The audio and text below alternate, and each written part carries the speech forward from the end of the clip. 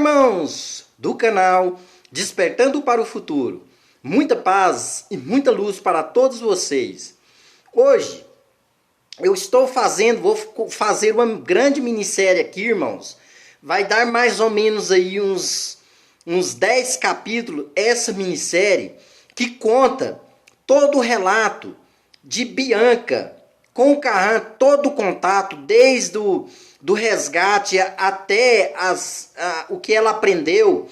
Então, o nome da minissérie é As Possibilidades do Infinito.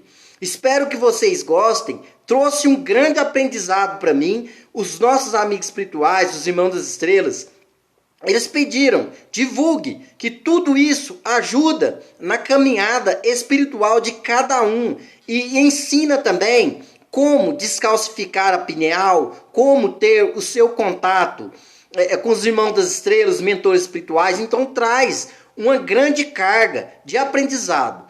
Então vamos lá para o primeiro capítulo dessa grande série. Il tuo corso e lascia dir leggenti. Brasília, janeiro de 1987. Walter Marques. Introdução. Quando decidi fazer este relato, o fiz pensando nas pessoas que, como eu, tiveram ou têm contato com habitantes de outros planetas. Depois de passar 10 anos tentando divulgar o meu contato entre ufologistas, cientistas, médicos, psicólogos, pesquisadores, etc., através da imprensa, de encontros e congressos, sei agora perfeitamente bem porque muitas pessoas que têm contato preferem não falar sobre o assunto. Tenho certeza de que, assim como eu, eles foram objeto de dúvida e descrença ao relatar o que lhes havia acontecido. Mas entendo também que o momento não é para omissão dos fatos. E foi por esta razão que resolvi fazer este relato por escrito, na esperança de que a minha experiência possa vir a ajudar a esclarecer as dúvidas de muita gente e também para preservar a veracidade do que me aconteceu. Meu contato teve início na noite de 12 de janeiro de 1976. Até esta data, eu, como a maioria das pessoas, não acreditava que pudesse haver vida em outros planetas. E esta descrença não estava relacionada com o meu grau de instrução, mas sim com a religião na qual eu fui criada, a Assembleia de Deus, cuja doutrina nem sequer cogita esta possibilidade. Quando eu tinha 21 anos, conheci outra fé religiosa, as Testemunhas de Jeová. Não cheguei a ser uma adepta convicta desta seita, mas admirava e respeitava seus participantes. Daí minha total descrença sobre a possibilidade da existência de vida em outros planetas. Mas os fatos me colocaram diante de uma realidade até então inacreditável para mim. Naquela noite, vi, falei e toquei em tudo aquilo que eu sequer imaginava que existisse. Tudo que eu vivi naquela noite mudou totalmente e para melhor a minha vida. Mais do que o susto, o medo e o impacto do primeiro momento, o meu contato me proporcionou o acesso a conhecimentos que marcaram profundamente o sentido da minha existência. A certeza de que existe um Criador, a origem da vida da Terra, a razão do esquecimento da nossa origem, como curar as doenças e como evitá-las, e como deixar de morrer. Tudo isto me deixou eufórica e ansiosa. O meu primeiro impulso foi contar a todo mundo aquilo que me havia acontecido. Foi então que tive minhas primeiras decepções. As pessoas quase sempre reagiam com estranhezas ao que lhes contava. Muitas passaram a não me procurar mais. Porém, as maiores decepções estavam ainda por vir e estas foram realmente marcantes em minha vida. A partir do momento em que eu comecei a entrar em contato com pessoas que se diziam entendidas no assunto, a ufologia, não foi difícil perceber que, entre elas, algumas nem sequer tinham tido um avistamento. Estas pessoas mentiam e fingiam o tempo todo estar em contato direto com outros planetas. Em contrapartida, muitas foram as pessoas que eu tive a oportunidade de conhecer, que realmente lutavam e continuam lutando até hoje para que este assunto chegue ao público com o máximo possível de informações corretas.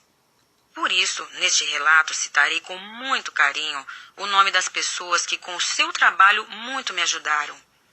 Quanto às outras, não citarei seus nomes, mas relatarei alguns fatos que me mostraram de maneira inconfundível que é preciso distinguir entre as que desejam aprender e saber e aquelas que apenas desejam dominar e manipular grupos de pessoas que, assim como eu, buscavam e buscam com sinceridade esclarecimento sobre fatos e dúvidas que despertam as indagações mais profundas da consciência humana. 1. O sequestro. No dia 12 de janeiro de 1976, eu me levantei e, como já vinha pensando havia algum tempo em trocar o meu carro, este foi o assunto durante o café da manhã. Eu já tinha tentado fazer essa troca no Rio de Janeiro, mas estava encontrando muita dificuldade por causa do ano de fabricação e do estado de conservação que não era bom. Pensei em ir a Belo Horizonte fazer essa troca com um de nossos amigos que na época trabalhava no comércio de carros usados. Minha irmã morava comigo e se propôs a tomar conta da casa e das crianças para que eu pudesse viajar. Decidimos então sair naquele dia. Fui para meu trabalho e tomei providências para a viagem. Saímos do Rio de Janeiro, eu e meu companheiro, à tardinha, mais ou menos às 18 horas. O dia tinha sido quente e abafado. E quando começamos a subir a serra de Petrópolis, caiu uma chuva forte que continuou por muito tempo. Quando estávamos descendo a serra, resolvemos parar para jantar. Enquanto isso, estaríamos dando um tempo, esperando que a chuva passasse ou diminuísse um pouco. Paramos numa churrascaria logo no final da descida da serra. Jantamos. A chuva ficou mais fraca. Continuamos a viagem com a decisão de só parar para abastecer o carro. Eu adormeci e fui acordada por meu companheiro que me disse estar ficando com sono. Estávamos passando por 3 rios, ainda no estado do Rio de Janeiro. Eu disse a ele que parasse onde ele quisesse, mas ele resolveu continuar dirigindo mais um pouco e eu continuei deitada. Depois que passamos Paraibuna, divisa do estado do Rio com Minas Gerais, ele me disse que teria que parar mesmo, porque o gás do escapamento estava fazendo seus olhos arderem muito. Meu carro era um Karmann-Ghia ano 65 e tinha alguns buracos no assoalho pelos quais o gás entrava dentro do carro. Começamos a procurar um lugar para parar, mas estava difícil, porque a estrada tinha muitas curvas e o acostamento era estreito. Finalmente chegamos próximo à cidade de Matias Barbosa. Havia um trecho novo nesta estrada que ainda não tinha sido inaugurado. E me lembro disto porque embaixo da ponte havia barris mostrando que o trânsito estava fechado naquela parte da estrada. Mas como os carros que iam à nossa frente passaram por entre os barris e pegaram o trecho novo, nós fizemos a mesma coisa. A pista era larga, com grandes retas, e ainda não havia demarcação. Logo depois de uma descida, paramos no acostamento à nossa esquerda na contramão. Meu companheiro recostou o seu banco, deitando-se.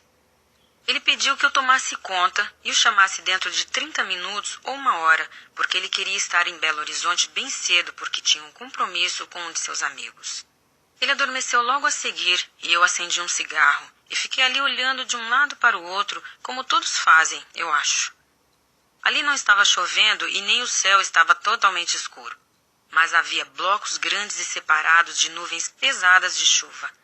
Olhei para o relógio do carro, que marcava 23 horas e 30 minutos. Quando olhei para a minha frente, notei uma luz no céu que me pareceu ser um balão. Como não havia nada mais importante para fazer naquele momento, fiquei a observar aquela luz que se movimentava vagarosamente, de um lado para o outro, entrando e saindo das nuvens. Devia estar bem distante, pois aquela luz era pequena. Porém, cada vez que ela fazia o movimento de ida e volta, aumentava de tamanho. Fiquei observando durante algum tempo, 5 ou 10 minutos, não me lembro muito bem. Aquela luz foi se aproximando lentamente enquanto eu fumava. A minha impressão era de que ela estava a 100 ou 200 metros de altura, mas realmente eu não posso afirmar. Todavia, a luz estava ali, disto eu tenho certeza. Até aquele momento, se nada mais houvesse acontecido, aquela luz nada teria significado para mim. Digo isto porque eu estava acostumada a ver constantemente no Rio de Janeiro os cariocas soltarem muitos balões, o que não é comum em Minas Gerais. mas eu nunca tinha visto um balão tão bonito como aquele. Ele flutuava acima do morro que estava à minha frente e à minha direita. Fiquei observando aquele balão com muita admiração, pois nunca tinha visto um tão bonito. Sua luz vermelho-alaranjada refletia um brilho transparente, mas não se expandia. Eu estava achando tão bonito e diferente que cheguei a pensar com orgulho. Puxa vida, o mineiro custa fazer alguma coisa, mas quando faz, olha só que coisa mais linda. Porém, quando abaixei para apagar o cigarro, assim que voltei a olhar novamente para aquele local, não vi mais a luz ou balão e não dei a menor atenção ao fato, pois pensei que ele tivesse caído por detrás do morro. Pouco depois, numa baixada logo à frente, uma luz enorme acendeu e apagou de repente. Aquele clarão foi muito forte e acompanhado de um zumbido. Logo a seguir, levei as mãos aos olhos, esfregando-os. Quando voltei a olhar para o que tinha acontecido, ao recostar-me no banco, vi algo grande e escuro vindo em minha direção pelo ar. Não sei o que pensei naquele momento, mas sei perfeitamente que comecei a dizer aos gritos ao meu companheiro que um avião estava caindo em cima do nosso carro. Ele ainda pôde ver o vulto que pairava sobre nós. Rapidamente aquela coisa nos sugou para dentro de si com o carro e tudo. Senti uma sensação de leveza muito grande pelo corpo. Com medo de flutuar, segurei-me com força no banco. Não havia nenhuma claridade dentro do lugar onde nós estávamos. Naquele momento, isso não tinha a menor importância, porque assim que passamos para dentro daquela coisa, senti um peso enorme pelo corpo, tão grande que eu não conseguia mover-me para nada. Falar tinha se tornado difícil, pois minha língua estava pesada e dormente, como se tivesse sido anestesiada. Eu estava em pânico, e o meu companheiro totalmente atordoado, sem saber o que fazer, pois não dizíamos outra coisa a não ser isto. Como vamos sair daqui? E as crianças? Como vão ficar? Nunca mais vamos vê-las. Não devíamos ter viajado hoje. Não sei quanto tempo se passou, mas sentimos um leve tranco quando paramos. O ambiente onde estávamos clareou-se. Foi estranho, porque toda a parede em volta do carro estava acesa e aquela sensação de peso e dormência que eu sentia pelo corpo havia passado. Fiquei olhando para uma escada que estava à nossa frente e que subia do piso até o teto daquele lugar estranho. De repente, uma porta se abriu no teto daquele local. Irmãos, esse foi o primeiro capítulo desse grande relato de Bianca com o seu resgate por a nave de Carran. O nome do livro é As Possibilidades do Infinito. Irmãos, continue conosco, veja os outros capítulos e tire uma conclusão dessa história maravilhosa. Irmãos, se você gostou, deixa o positivo para que mais pessoas possam ver esse vídeo, para que esse relato chegue ao coração de várias outras pessoas em torno de todo o planeta. Se você não é inscrito no canal, se inscreva no canal. Muito obrigado, muita paz e muita luz para todos vocês.